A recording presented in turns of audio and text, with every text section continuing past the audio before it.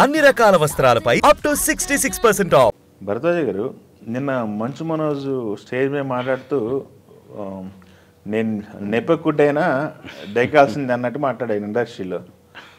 ఆ మాటల్లో కొంచెం డెప్త్ ఉన్నట్టు అనిపిస్తుంది. అంటే ఇండస్ట్రీలో స్టార్ కిడ్ అయి ఉండాల్సిన అవసరం లేదు.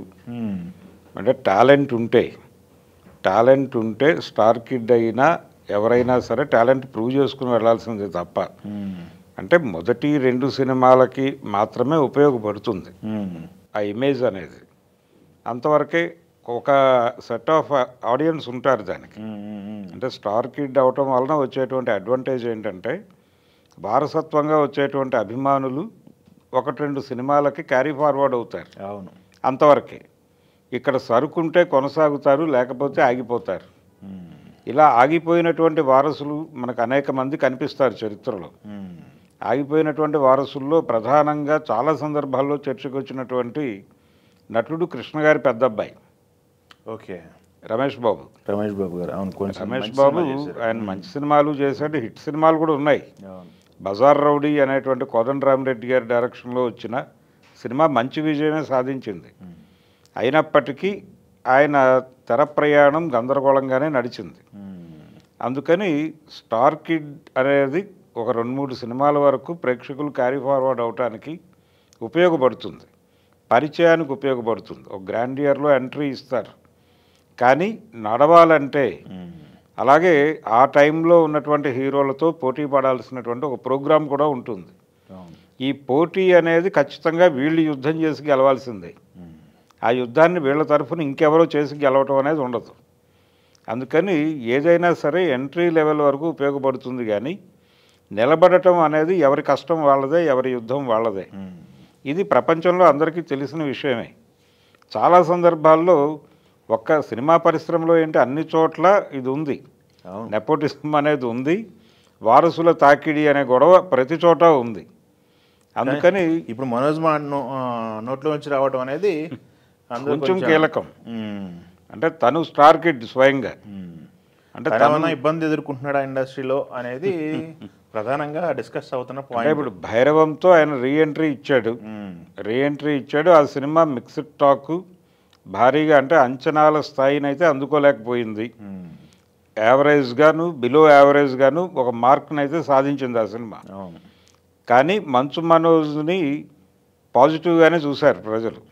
ఆ సినిమా విషయంలో కంటెంట్కి సంబంధించిన సమస్యలతో ఆ సినిమా ముందుకు నడవలేదు, కానీ మంచు మనోజ్ వరకు పాస్ మార్కులు అయితే పడ్డాయి. ఓకే, నెక్స్ట్ మిరాయి ఉంది, పెద్ద భారీ లెవెల్లో సినిమా ఉంది. అవును.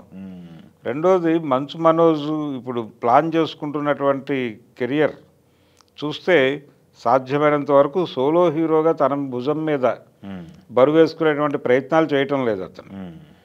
ఇతరుల సినిమాల్లో తన కంట్రిబ్యూషన్ ఏమిటి అన్న పద్ధతిలో కూడా పెడుతున్నాడు. కీలకమైన పాత్రలు చేయడానికి కీలకమైన పాత్రలు కేవలం హీరో సెంట్రిక్గా, తన సెంట్రిక్గా సినిమా ఉండాలి అనేటువంటి కోరిక నాకు లేదు అని హింటిస్తూనే భైరవంలో చేశాడు. కాబట్టి ఇలాంటి పాత్రలు ఏ పాత్ర అయినా చేయడానికి సిద్ధంగా ఉన్నాను అని ఒక ఓపెన్ స్టేట్మెంట్ ఇచ్చేసి ఉన్నాడు ఆయన. కాబట్టి ఇప్పుడు స్టార్ కిడ్ ఈ ఇమేజ్లు ఇవేవి సంబంధం లేదు, నటుడుగా తానేంటో ప్రూవ్ చేసుకోవాలి. ఇప్పుడు ఆ దశలోకి తాను వచ్చాడు. అందుకని తాను ఇప్పుడు స్టార్ కిడ్ కాబట్టి స్టార్ కిడ్ అయినప్పటికీ స్టార్ కిడ్ కాని పరిస్థితుల్లోకి వచ్చాడు ఆయన. అందుకని ప్రత్యేకంగా ఈ ప్రస్తావన తీసుకొచ్చాడు అనేది. రెండోది, వారసుల మధ్య ఒక యుద్ధం చూసాం మనం. మోహన్ బాబు గారి వారసుల మధ్య ఒక యుద్ధం చూసాం, కానీ కన్నప్ప తర్వాత వీళ్ళిద్దరూ కొంత కలిసినట్టుగా కనిపిస్తోంది. అంటే కొంచెం యుద్ధం ఉపశమించిందా అన్న పద్ధతిలో వాతావరణం కనిపించింది. ఈయన ఆ సినిమా చూసి పాజిటివ్గా రియాక్ట్ అయ్యాడు, కన్నప్ప సినిమా చూసి. కాబట్టి కొంచెం కామా పెట్టారా యుద్ధానికి అని అనిపిస్తోంది. ఈ వాతావరణంలో ఈ స్టేట్మెంట్ ఇవ్వటం, ఇప్పుడు ఆయన్ని స్టార్ కిడ్గా కాయిన్ చేసేసి నేను నా టాలెంట్తో పెరగటం కోసం వచ్చాను అని చెబుతూ టాలెంటే ప్రధానం తప్ప స్టార్ కిడ్ అవునా కాదా ఇది కాదు. వారసత్వం అనేది కేవలం పరిచయం వరకే పరిమితం. ఇప్పుడు ఇతను అంటే అతను ప్రస్తావించినటువంటి హీరో సుహాస్ తను పరిచయాన్ని, తన ముఖాన్ని జనాలకు తెలిసేలాగా ఈ సోషల్ మీడియా ద్వారా ప్రయత్నం చేసుకున్నాడు. తర్వాత ఆ పునాది మీద అతను సినిమా కెరియర్ నడిపిస్తున్నాడు, సక్సెస్ఫుల్గా వెడుతున్నాడు. కాబట్టి పరిచయానికి ఇతను అది వాడుకున్నాడు, మేమేమో వారసత్వాన్ని వాడుకున్నాం.